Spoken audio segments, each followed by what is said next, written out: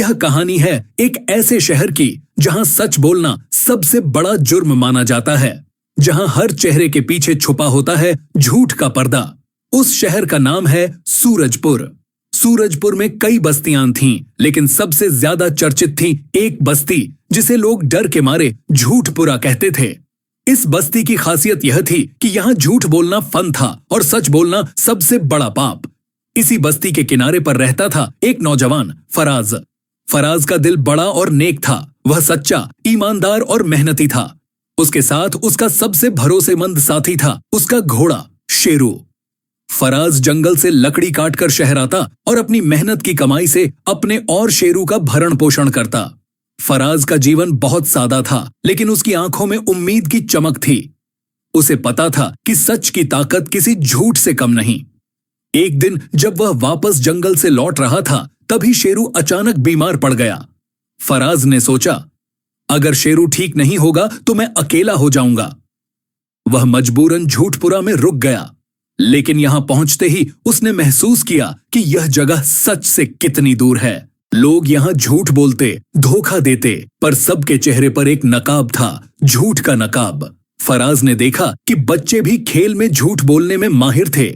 दुकानदार ऊंची आवाजों में झूठी तारीफें करते और लोग उसे सच मान लेते। फराज ने सोचा, कैसा शहर है यह जहां झूठ की इतनी अहमियत है। फराज की मुलाकात हुई बस्ती के सरदार नसीर से।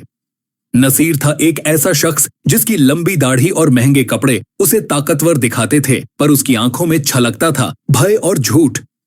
नसीर ने फराज को धमकी देते हुए कहा, सच, यहां सच बोलना मतलब मौत की सलामती। झूठ हमारा राज है और यही राज चलता रहेगा।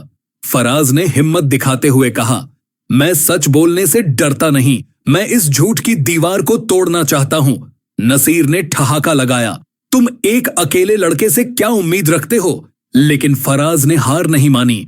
उसने दिल में ठाना कि वह सच की मशाल जलाकर झूठ की अंधेरी दीवारों को तोड़ेगा।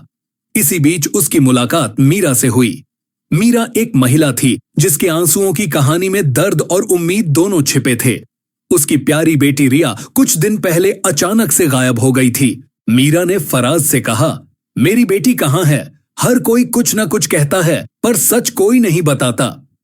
फराज ने उसे भरोसा दिया, तुम चिंता मत करो, मैं तुम्हारी बेटी को ढूंढ निकालूंगा। फराज ने कई दिन और रातें बिताई बस्ती के हर कोने में रिया की तलाश में। उसने देखा कि झूठ की इस बस्ती में सच को दबाना कितना मुश्किल है। लोग डर से अपनी जुबान काट लेते थे। एक दिन जब वह बस्ती के एक सुनसान बाग में गया तो उसे रिया मिली, एक नन्ही बच्ची जो डर के मारे कांप रही थी। रिया ने फराज से धीरे से कहा, मुझे डर है कि अगर मैंने सच कहा तो मुझे नुकसान होगा।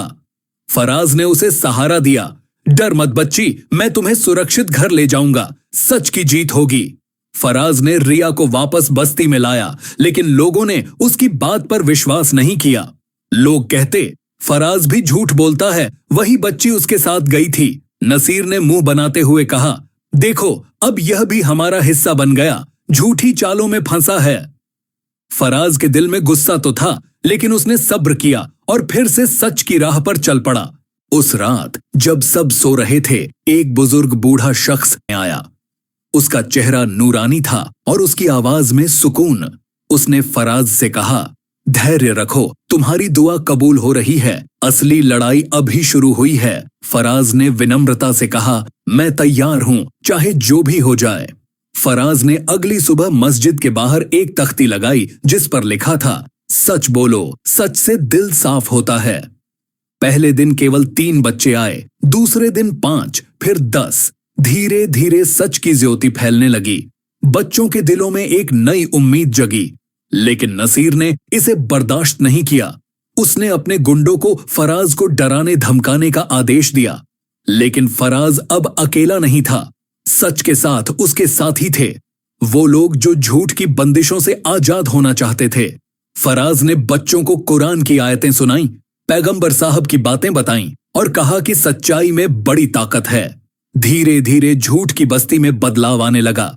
लोग सच बोलने लगे। बस्ती में नई सुबह हुई। शेरू भी ठीक होकर फराज के साथ फिर से चल पड़ा।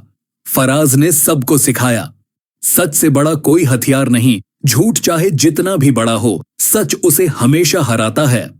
और इस तरह सूरजपुर की झूठपुरा बस्ती में सच की जीत का सफर शुरू हुआ।